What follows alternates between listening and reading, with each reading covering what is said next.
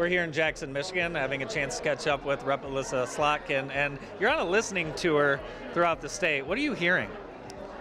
Well, a couple of things. First of all, I think the top issue continues to be the economy, the future of work, whether people can get into and stay in the middle class and then beyond. So some form of the economy, inflation, I hear about it all the time. And that's whether you're a young person, trying to figure out how to pay for college, working parents trying to figure out how to buy that first home, or our seniors who are worried that their Social Security and Medicare aren't going to go as far. So it's hitting everybody, and that's the conversation that most people want to have.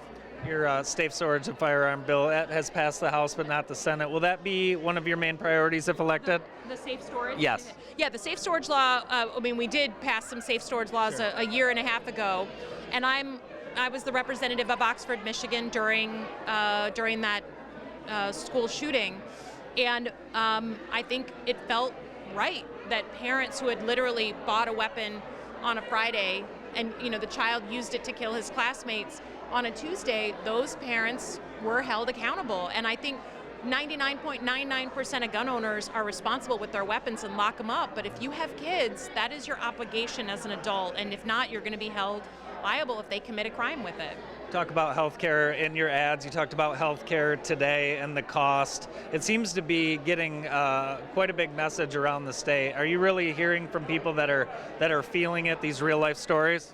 Oh, absolutely. I mean, there's not a single issue where I'm pulled over in the grocery store more, where someone clutches my arm and says, like, I can't afford my child's inhalers, I can't afford my insulin, I can't afford this and that. And it's personal because you have to buy those medications, like it's life or death for people. So it's this terrible choice, and it affects so many people, so many families, and what they can do in their life because of paying for that medication. So we're paying too much for our drugs and our health care. We know that as a country.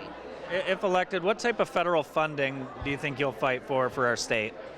Well, I think we got to continue the infrastructure funding, right? We all know we needed major investment in our infrastructure.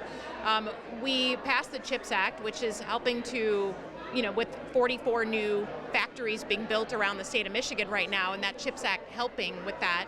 I think we need to think about what other things in our supply chain are essential for our economic and national security, and incentivize those things to be built here or grown here and not in China. So that to me would be kind of on item number 1, 2, or 3. And lastly, Senator Stabenow, she was heavily involved in agriculture. Do you plan to follow in some of the footsteps that she led? I do. Actually, I'm just coming from my Farm Bureau interview for endorsement, and I'm the only member of Congress from Michigan on the House Agriculture Committee, and if I earn people's votes and I get elected, I want to be on the Senate Agriculture Committee, take her seat there. I won't be chairwoman, but take her seat on the committee. I live on my family farm. Rural communities need help, they need support. We need to be able to feed ourselves by ourselves, and I consider that national security matter.